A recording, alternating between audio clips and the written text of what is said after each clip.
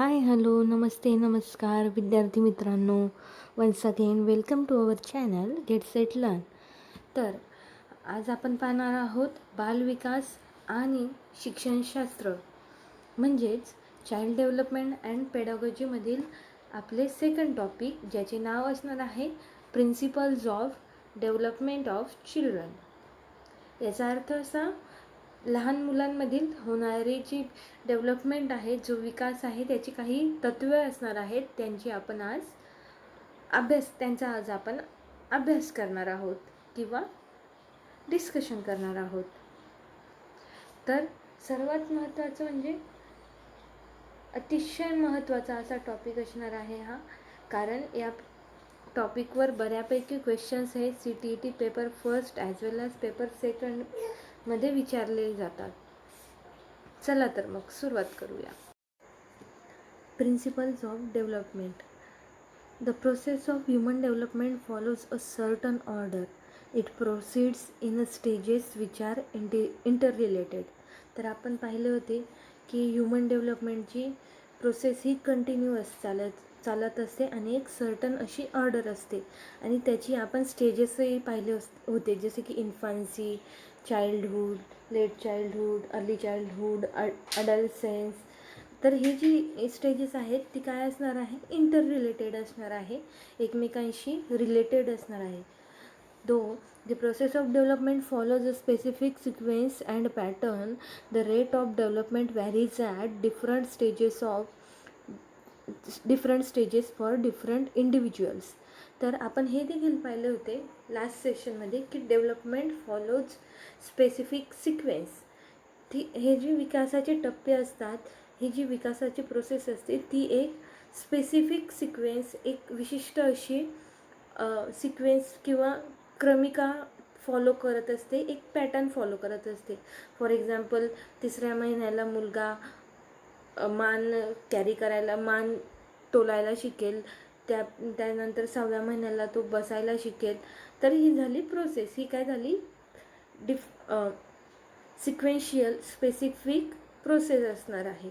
परंतु ही प्रोसेस जरी सेम असली तर डिफरंट इंडिव्हिज्युअल्ससाठी, वेगवेगळ्या चाइल्डसाठी त्यांची वेगवेगळी अशी डेव्हलपमेंट रेट असणार आहे. त्यापुढे the knowledge of developmental pattern are enable parents and teachers to guide the child's learning and helps to prepare children ahead of time for the changes that take place in their bodies. तर हे जे developmental pattern असतात बालकाच्या अध्ययन प्रक्रियेमध्ये, ह्या developmental पॅटर्नचा किंवा ह्या विकासाच्या आराखड्याचा उपयोग होत असतो. कशासाठी, तर पालक आणि शिक्षक, बालकांचे जे पालक असतात आणि शिक्षकांना त्यांची बाबतीत माहिती मिळवण्यासाठी ज्ञानाचा उपयोग होत असतो. To understand the pattern of development, it is necessary to recognize the fundamentals of development and identify the causes of variations in development. तर मग ह्या विकासाच्या तत्वांमुळे काय होणार आहे, बालकांमध्ये होणारे जे शारीरिक बदल आहेत त्याच्यानुसार आपल्याला सुधारणात्मक कार्य करता येणे शक्य होणार आहे. फॉर एक्झाम्पल, ॲडोलेसन्स ही एक स्टेज असणार आहे, ज्यामध्ये आपल्याला माहितीच आहे की ॲडोलेसन्स ही वादळी काळ असतो चाइल्डसाठी. तर यामध्ये आपण बालकाला सांभाळण्यासाठी किंवा त्यांची काळजी घेण्यासाठी काय करू शकतो, या बाबतीत आपल्याला माहिती मिळवता येते. तर कशापासून, प्रिन्सिपल्स ऑफ डेव्हलपमेंटमुळे. The fundamental facts about development are called as principles of development. तर प्रिन्सिपल ऑफ डेव्हलपमेंटची व्याख्या करायची झाल्यास काय असणार आहे, विकासातील पायाभूत गोष्टी ज्या असणार आहेत, विकासासाठी ज्या पायाभूत गोष्टी असणार आहेत त्यांना आपण काय म्हणणार आहोत, विकासाची तत्त्वे, प्रिन्सिपल्स ऑफ डेव्हलपमेंट. तर वन बाय वन आपण ही प्रिन्सिपल्स ऑफ डेव्हलपमेंट पाहणार आहोत. फर्स्ट असणार आहे प्रिन्सिपल ऑफ कंटिन्युटी. म्हणजेच प्रिन्सिपल ऑफ कंटिन्युटी म्हणजेच डेव्हलपमेंट हे एक कंटिन्यू चालणारी प्रोसेस असणार आहे. विकास ही एक सतत प्रक्रिया असणार आहे. It is a process of development that never stop, that is it goes from birth to death. तर ही अशी प्रोसेस विकास डेव्हलपमेंट ही अशी प्रोसेस असणार आहे जी बर्थपासून चालू होईल आणि डेथलाच संपेल. But if we look at the scientific way, then the process of development starts from the mother's womb. तर शारीरिक सायंटिफिकरित्या पाहायचे झाल्यास ॲक्च्युअल डेव्हलपमेंट कुठून चालू होणार असणार आहे, तर मदर्स वोम, आईच्या गर्भापासून ॲक्च्युअल डेव्हलपमेंट ही चालू होत असते. तर विकास ही बदलाची प्रक्रिया असते आणि ती गर्भधारणेपासून ते मृत्यूपर्यंत चालणारी सतत चालू असते. The baby is born as a result of fertilization of two cells, that is sperm and ovum, and after experiencing many changes, this fertilized admixture progresses to many aspects of development. तर and पुढे thus the process of development continuously slowly. तर ही डेव्हलपमेंटची process कशी असणार आहे, बाळाला जन्म देण्याच्या वेळी दोन पेशींचे मिक्स, एक फिमेल सेल, फिमेल ओवम आणि मेलचे स्पर्म्स यांच्या एकत्रीकरणातून जे फर्टिलाइज्ड एग असणार आहे त्याची डेव्हलपमेंटल प्रोसेस होऊन आपल्याला फेटसच्या रूपात एक डेव्हलपमेंट दिसत असते. तर ही प्रोसेस कशी असणार आहे, this development is continuous slowly. ही प्रोसेस असणार आहे 9 महिने चालणारी प्रोसेस आपल्याला माहिती आहे. तर ही कशी प्रोसेस असणार आहे, कंटिन्युअस बट स्लोली. त्यानंतर पुढचा प्रिन्सिपल असणार आहे प्रिन्सिपल्स ऑफ युनिफॉर्म पॅटर्न, एक समान पद्धतीची पद्धत. तर uniformity is seen in the process of development irrespective of individual variations, but this uniformity is in relation to the sequence of development. तर एकसारखेपणाची ही प्रक्रिया आपल्याला दिसत असते कशामध्ये, तर व्यक्तीमध्ये. एकसारखेपणाची प्रक्रिया म्हणजे काय, तर 15 दिवसापर्यंत बाळ हे मोस्टली इनॅक्टिव्ह असतं इन्फान्सी स्टेजमध्ये. त्यानंतर 0 to 3 मंथ्समध्ये ते स्वतःचं हेड हे होल्ड करायला शिकतं, डोकं त्याची मान तोलायला शिकत असतं 4 to 5th मंथमध्ये. तर ही जी प्रोसेस असणार आहे ही प्रत्येक व्यक्तीमध्ये आपल्याला सेम दिसणार आहे. फरक फक्त एवढाच की एखादा बाळ 3-4 महिन्याला मान तोलायला शिकेल आणि किंवा एखादा बाळ 9-10 महिन्यापेक्षा 11-12 महिन्याला किंवा अगदीच लवकर चालायला शिकेल. ही प्रोसेस हे झालं रेट चेंज होतात, डेव्हलपमेंट रेट चेंज. पण ही जी सिक्वेन्स असणार आहे, ही जी पॅटर्न असणार आहे तो सेम असणार आहे. For example, development of language in a children will happen in a certain order irrespective of the country of the child. तर फॉर एक्झाम्पल उदाहरण सांगायचे झाल्यास, भाषेची जी विकास आहे त्या चिल्ड्रनमध्ये ठराविक वयातच होणार आहे. जरी तो मुलगा कोणत्याही देशात जन्माला आलेला असेल तर हे काय झालं, प्रिन्सिपल ऑफ युनिफॉर्म पॅटर्न. असं नाही की एक मुलगा भारतात जन्माला आलेला आहे तर तो 3ऱ्याच महिन्याला बोलायला लागला आणि एखादा बाळ अमेरिकेत जन्माला आहे तर तो 9-10 महिन्याला बोलायला लागेल. तर नाही, हे काय झालं, युनिफॉर्म पॅटर्न. प्रत्येक ठिकाणी प्रत्येक प्रादेशिक भागात आपल्याला एक युनिफॉर्मिटी दिसणार आहे. त्यानंतर physical development of a children will also be in a certain order, that is they start from the head. Thus we see that there may be difference in the pace of development of a children, but uniformity is found in the sequence of development as we see that children. तर पुन्हा तेच physical development प्रत्येक चाइल्डची शारीरिक शारीरिक वाढ, शारीरिक विकास हा एका पॅटर्ननेच होणार आहे, एका सर्टन ऑर्डरनेच होणार आहे. सर्टन ऑर्डर म्हणजे काय? सर्वप्रथम मूल रांगायला शिकेल, त्यानंतर तो उभं राहायला शिकेल, त्यानंतर तो चालायला शिकेल. ही झाली एक सर्टन ऑर्डर. तर ही ऑर्डर कुठल्याही अशा विशिष्ट कारणासाठी तिच्यात चेंज नाही होऊ शकत. आणि त्याचबरोबर उदाहरण द्यायचे झाल्यास the teeth of milk, breakfast, आणि त्याचबरोबर जी दुधाची दात असतात ती सर्वप्रथम येत असतात. हे झाला युनिफॉर्मिटीचे अजून एक उदाहरण. त्यानंतर पाहूया principles of predictability of development. Principles of predictability म्हणजे अंदाजाचे तत्व. अंदाज घेता येतो की काय पुढे कोणता बदल आपल्या मुलामध्ये होणार आहे. Development is a specific to all and follows a predictable specific defined pattern. तर डेव्हलपमेंट काय असणार आहे? डेव्हलपमेंट हे एक स्पेसिफिक आणि प्रेडिक्टेबल, एक विशिष्ट आणि प्रेडिक्ट करण्यासारखं, अनुमान लावण्यासारखं असे ते पॅटर्न असणार आहे. की आता हा मुलगा 3ऱ्या महिन्याला त्याने मान तोलली आहे, तर आपण म्हणत असतो की हा मुलगा 9व्याच महिन्याला चालायला लागेल ॲक्टिव्ह असला तर. किंवा एखादे मुलं थोडे कमी ॲक्टिव्ह असणार आहेत, तर आपण म्हणतो की ह्या मुलाला आता चालायला वेळ लागेल, ह्या मुलाला बोलायला वेळ लागेल. हे काय झालं? आपण प्रेडिक्ट करतो आहोत. म्हणजे हे काय झालं? Predictability of development.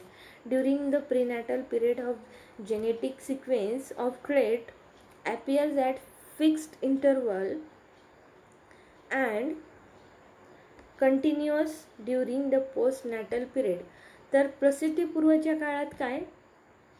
एक फिक्स असे सिक्वेन्स असते, ती प्रत्येक फेटस हे फिक्स इंटरवलने कॅरी आउट करत असते, परंतु कंटिन्युअस ड्युरिंग द पोस्टनॅटल पिरियड. आणि जन्मानंतर ही सतत अशी चालू राहणारी प्रक्रिया असणार आहे. Development takes a place according to 2 laws of directional sequences. तर डेव्हलपमेंट जी असणार आहे ती 2 अशा सिक्वेन्सने होणार आहे प्रत्येक व्यक्तीमध्ये. सेफेलोकॉडल. तर ही सिक्वेन्स कोणती असणार आहे? तर विद्यार्थी मित्रांनो, ह्या 2 सिक्वेन्सवर देखील आपल्याला बऱ्याचदा क्वेश्चन विचारण्यात आलेले आहेत.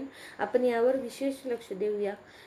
तर सिक्वेन्स एक विशिष्ट सिक्वेन्स फॉलो करते आपण पाहिलं, तर ह्या सिक्वेन्सचे 2 डायरेक्शन्स असणार आहेत. डायरेक्शननुसार 2 पार्ट पडलेले आहेत. तर फर्स्ट आहे सेफेलोकॉडल सिक्वेन्स. सेफेलोकॉडललाच आपण म्हणणार मस्तकानुवरती. तर development proceeds from head to toe. मस्तकानुवरती म्हणजे डोक्यापासून ते पायाच्या अंगठ्यापर्यंत अशी ही डेव्हलपमेंट प्रोसेस होत असते. The head and brain develops first, followed by neck, torques and the rest of body. तर काय असणार आहे ही डेव्हलपमेंट? या डेव्हलपमेंटमध्ये सर्वप्रथम चाइल्डची डोक्याचा आणि मेंदूचा विकास सर्वात अगोदर होत असतो. त्यानंतर मग मान, धड आणि शरीराच्या इतर भागांचा विकास होत असतो. आपण पाहिलं होतं सर्वात पहिले बाळ हे मान तोलायला शिकत असतं. तर हे कशामुळे? सेफेलोकॉडल सिक्वेन्स फॉलो केल्यामुळे. त्यानंतर पाहूया प्रॉक्सिमोडिस्टल. तर प्रॉक्सिमोडिस्टलचा अर्थ काय असणार आहे? अक्षानुवर्ती. सेफेलोकॉडल काय होतं? मस्तकानुवर्ती. आणि प्रॉक्सिमोडिस्टल असणार आहे अक्षानुवर्ती. तर development proceeds from centre to extremities. The child first gains to control over the spine, followed by strengthening of the arms and up to the fingers. तर याची डायरेक्शन कशी असणार आहे? शरीराच्या सेंटरपासून ते बाहेर. म्हणून याला आपण म्हणणार अक्षानुवर्ती.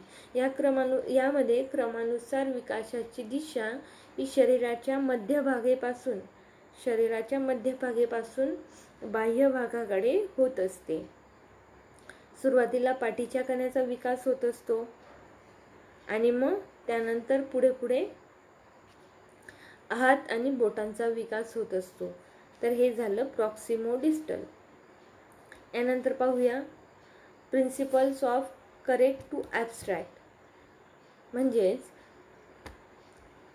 Principal of correct to abstract याचा अर्थ असणार आहे अचूक ते अमूर्त. Beginning of the mental development begins by contemplating about physically present things. One who follows the principle of looking at things which are in the abstract form, and the child tries to understand its effect and cause. तर काय असणार आहे correct to abstract?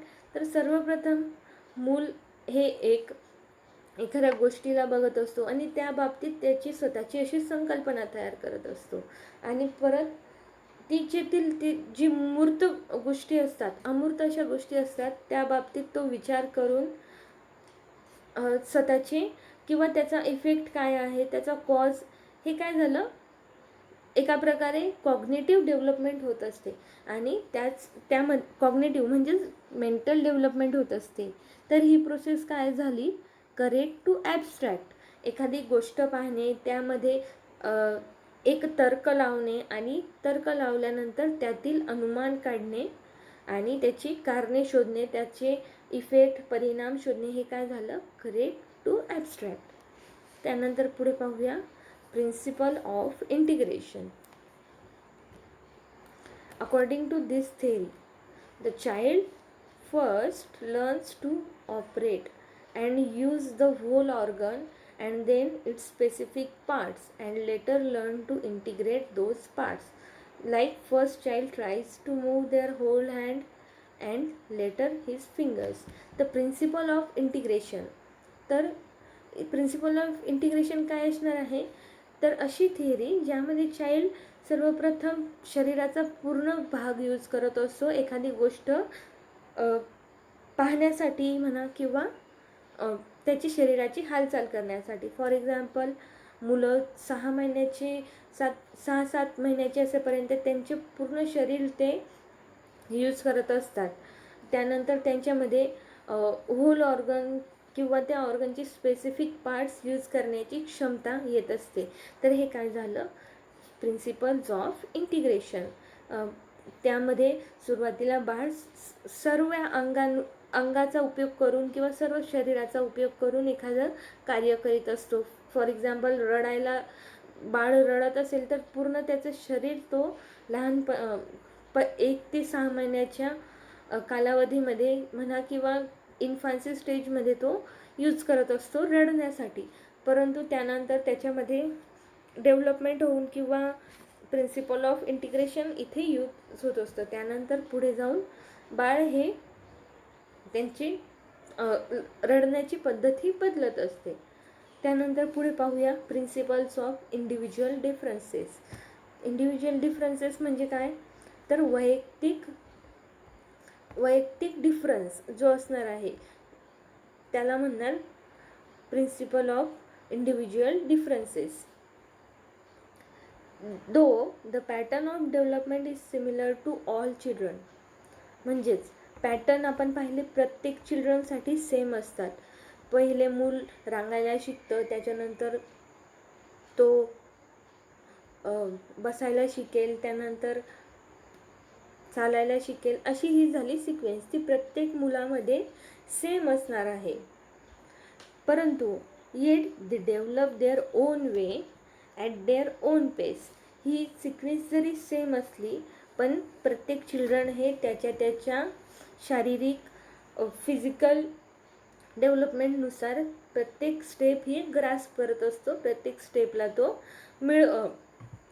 Grasp करत असतो, मिळवत असतो. This means that all children not to reach at a same point of development at the same age due to the impact of genetic and environmental influences on them. तर ही जी वेगवेगळी development stages आहेत किंवा developmental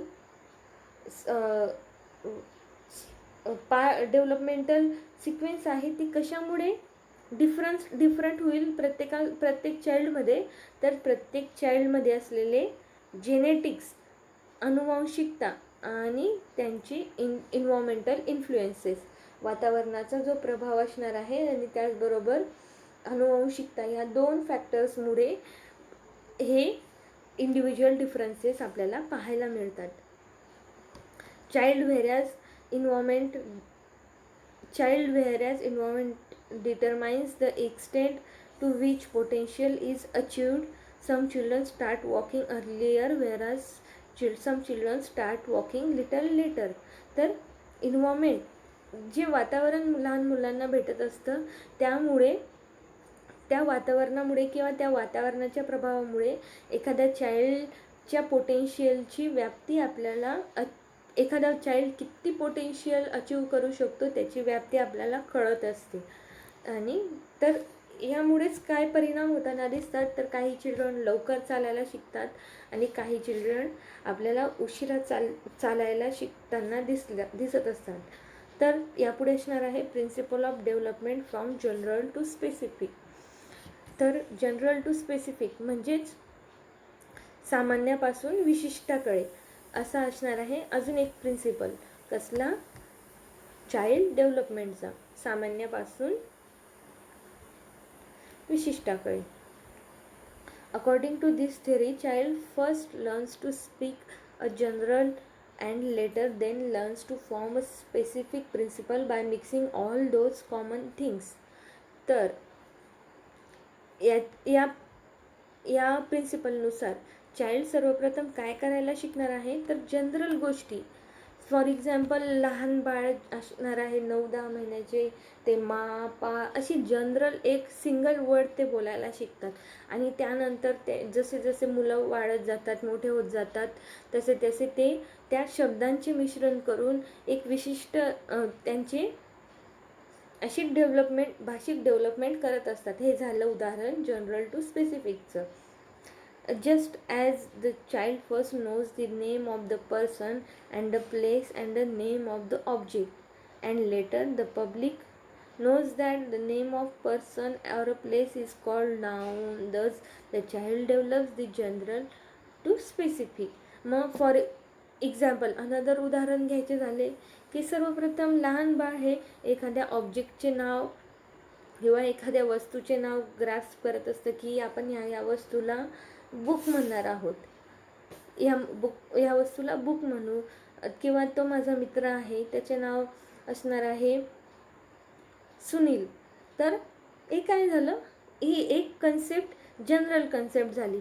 परंतु मोठे झाल्यानंतर मुलं शिकतील की लँग्वेज आहे, ग्रामर शिकतील आणि त्यामध्ये मग तो म्हणेल की सुनील नाव हे एक असणार आहे स्पेसिफिक नेम किंवा एक विशेष असं नाम असणार आहे सुनील नाव. तर हे काय झालं, development from general to specific. तर त्याचबरोबर लँग्वेज डेव्हलपमेंटचे जे माइलस्टोन आहे ते आपण पाहूया. हे आपण लास्ट सेशनला देखील अभ्यासले होते की 3 मंथ्सचे होईपर्यंत मुलं फक्त रडतच असतात, कुईंग, गर्गलिंग. त्यानंतर 6 मंथ्स नंतर बॉबलिंग, थोडं हसणं वगैरे असं त्यांना अशा फिलिंग्स त्यांना समजत असतात. 12 महिन्याची होईपर्यंत काही ते 1-2 शब्द शिकत असतात, मामा, पापा असे 1-2 शब्द ते शिकत असतात. त्यानंतर 18 मंथ्सची होईपर्यंत त्यांना जवळपास 5 ते 40 वर्ड्स त्यांच्या स्मरणात राहू शकतात. आणि त्याचबरोबर 2 इयर्स 2 वर्षाचे होईपर्यंत चिल्ड्रन्स 150 ते 300 वर्ड्स ते ग्रास्प करू शकतात. त्याचबरोबर 2 ते 3 वर्ड्सची सेंटेन्स ते बोलू शकतात. हे झालं डेव्हलपमेंट. आणि हे काय असणार आहे, जनरल टू स्पेसिफिकचं. त्यानंतर पुढे पाहूया principle of product of heredity and environment. तर अजून एक तत्व असणार आहे सर्वात महत्त्वाचं की development is a product of heredity and environment. तर हा जो विकास आहे, एका चाइल्डमध्ये जो विकास होत असतो तो काय असणार आहे, तर तो totally influenced by product of heredity and environment. अनुवांशिकता आणि वातावरण यांच्या प्रोडक्ट गुणाकाराचा तो प्रोडक्ट असणार आहे, गुणाकाराचा तो उत्पादन असणार आहे असं म्हणू आपण. कारण कुठल्याही व्यक्तीवर एक जे नेचर इन्व्हायरमेंटचा जो फरक असतो आणि त्याचबरोबर हेरिडिटीचा जो इम्पॅक्ट असतो तो सर्वात जास्त आपल्याला दिसून येत असतो. Inheritance is considered the foundation of child's personality. तर इनहेरिटन्स अनुवंशिकता हे काय असणार आहे, मुलाच्या व्यक्तिमत्वाचा पाया असणार आहे. आपण बऱ्याचदा पाहिलं आहे, ॲक्टरचा मुलगा ॲक्टरच होत असतो, किंवा एखादा डॉक्टर असेल, डॉक्टरचा मुलगा डॉक्टरच होत असतो. हे काय झालं, हेरिडिटी. आणि ऑब्व्हियसली मुलाकडून आईवडिलांकडून मिळणारे जे गुण असतात मुलांमध्ये, हे बॉर्न टॅलेंट असतं आपण त्याला म्हणतो. तर हे काय झालं, inheritance. And the effect of inheritance and environment can not be separated from the theory of evolution. तर विकासाच्या सिद्धांतामध्ये वातावरण, इन्व्हायरमेंट आणि हेरिडिटी यांचे एकमेकांपासून असे इफेक्ट हे अजिबात वेगळे करता नाही येऊ शकत. आपण असं नाही म्हणू शकत की ह्या मुलावर फक्त आणि फक्त हेरिडिटीचाच परिणाम झालेला आहे म्हणून तो इतका मोठा झालेला आहे, किंवा ह्या मुलावर फक्तच वातावरणाचा परिणाम झाला आहे आणि त्यामुळे त्याची प्रगती नाही झाली, असं नाही म्हणू शकत. तर ह्या दोघी गोष्टी कधीच एकमेकांपासून सेपरेट नाही करता येऊ शकत. Many studies show that the growth and development of a child is joint result of both inheritance and environment. तर बऱ्याच अशा शास्त्रज्ञांनी केलेल्या स्टडीनुसार जॉईंट रिझल्ट, चाइल्डच्या डेव्हलपमेंटमध्ये सर्वात मोठा महत्त्वाचा इम्पॅक्ट कसला असणार आहे, तर जॉईंट रिझल्ट, हेरिडिटी आणि इन्व्हायरमेंटचे जॉईंट रिझल्टचा इम्पॅक्ट असणार आहे. तर यापुढे पाहूया आपण, areas of development are inter related. तर एरियाज ऑफ डेव्हलपमेंट आपण पाहिले होते, डिफरंट एरियाज ऑफ डेव्हलपमेंट पाहिले होते आपण. यामध्ये होतं physical development, cognitive development, moral development, त्याचबरोबर भाषिक लँग्वेज डेव्हलपमेंट, इमोशनल डेव्हलपमेंट. ही झाली types of development. Areas of development ही काय असणार आहेत, इंटर रिलेटेड, परस्पराशी संबंधित अशी असणार आहेत. There is an inter relation between all areas of development such as physical, social, emotional, language, cognitive. For example, a child who has good health is likely to be socially and intellectually more active. तर ही जी areas of development असणार आहे, विकासाची जी क्षेत्र असणार आहे, for example सामाजिक, भावनिक, भाषिक, ही काय असणार आहेत, एकमेकांशी इंटर रिलेटेड असणार आहेत. आणि उदाहरण द्यायचे झाल्यास, एखादं बाळ जर गुड हेल्थचा असेल, तो फिजिकली फिट असेल, तर तो ऑब्व्हियसली मेंटली फिट असतो आणि सोशियली देखील तो फिटच असतो. त्यानंतर पाहूया principles of outer control to inner control. बाह्य नियंत्रणापासून अंतर्गत नियंत्रण असे हे असणार आहे प्रिन्सिपल. तर young children depend on others for values and principles. तर लहान मूल इन्फन्सीपासून ते टॉडलरहूडपर्यंत किंवा चाइल्डहूडचेही काही वर्ष इतकी, हे काय असतं, चाइल्ड हे मोस्ट ऑफ त्यांच्या पॅरेंट्सवर डिपेंड असतं. तर हे काय झालं, आउटर कंट्रोल. मुलांवर काय असणार आहे, आउटर इम्पॅक्ट जास्त असणार आहे. परंतु चाइल्ड जसे जसे ग्रो होतात, as they grow up themselves, their own principles, own values, own system, soul of self, internal control of self starts to develop. तर मुलं जशी जशी मोठी होत असतात, ते स्वतःची तत्त्वे तयार करतात, स्वतःची मूल्ये असतात त्यांची, त्याचबरोबर स्वतःची सेल्फ कंट्रोल त्यांच्यामध्ये वृद्धिगंत होत असतो. तर हे काय झालं, इनर कंट्रोल. ती स्वतःची कामं स्वतः करतात, म्हणजेच काय झाले, ती आत्मवलंब किंवा आत्मनिर्भर होत असतात. हे काय झालं, principles of outer control to inner control. त्यानंतर शेवटचं असणार आहे principle of maturation and learning. Principle of maturation and learning. Maturation म्हणजेच परिपक्वता आणि लर्निंग म्हणजेच शिक्षण. तर एक असणार आहे the process of growth and development is actually the development of maturity and learning. तर process of development and learning हे काय असणार आहे, परिपक्वता जी असणार आहे ती आणि लर्निंग शिक्षण यांचे हे परिणाम असणार आहे. तर परिपक्वता म्हणजे काय असणार आहे, मॅच्युरिटी म्हणजे काय असणार आहे, तर जन्मतः प्राप्त होणाऱ्या गुणधर्मांची नैसर्गिकरित्या होणारी वाढ.